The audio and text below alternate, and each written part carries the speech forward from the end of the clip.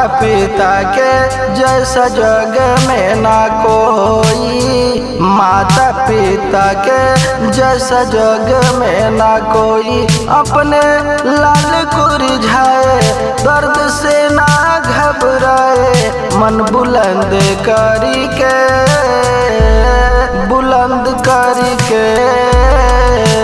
मन में उत्साह भरी कर्म ही करते, मन में उत्साह भरी कर्म ही करते। दुख जितना सताए खुशियाँ कम भल पाए, हमें उमंग भरी के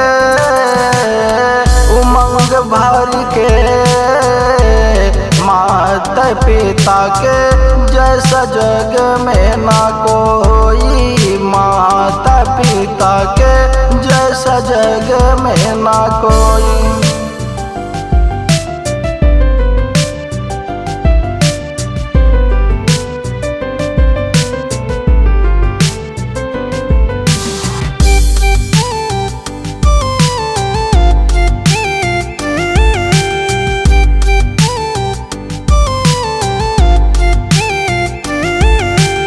नौ महीना हमें गर्भ में सींचा, पीड़ा सहे हजारी हो।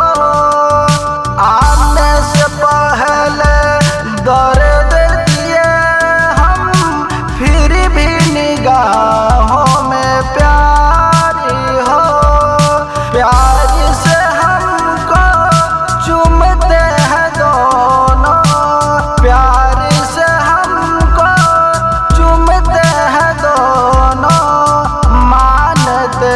अपना जाने हो। दुआ करते हैं सलामत रहो तुम, दुआ करते हैं सलामत रहो तुम। अपने लाल को हंसाए बुरी नजर से बचाए, सब जतन करी के माता पिता के जैसा जग में ना कोई, माता पिता के जैसा जग में ना कोई, माता पिता के।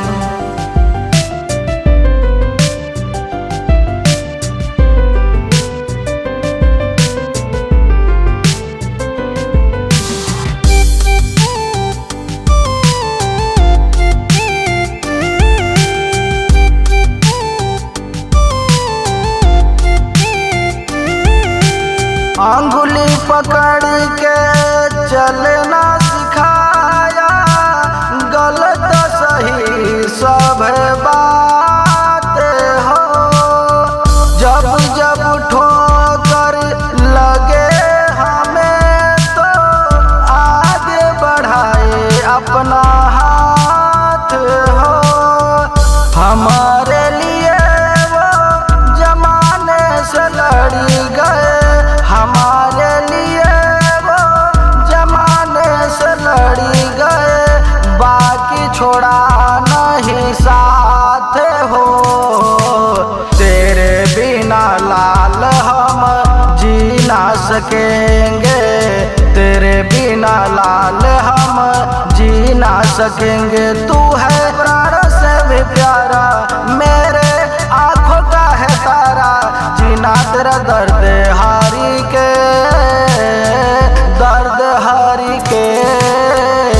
माता पिता के जैसा जग में ना कोई, माता पिता के जैसा जग में ना कोई, माता पिता के।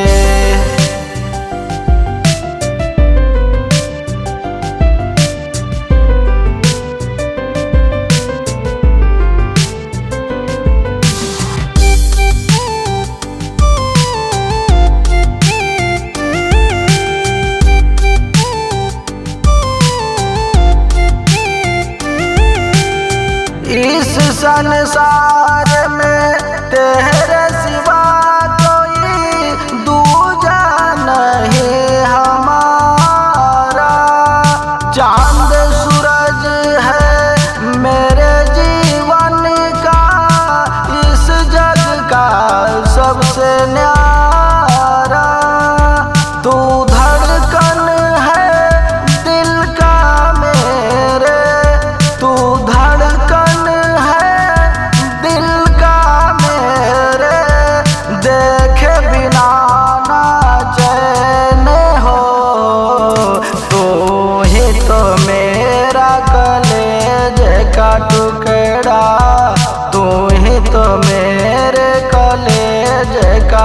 अपना तुझे कैसे भूल जाऊं, अपने लाल को हंसाऊं। सब रंग भारी के, रंग भारी के,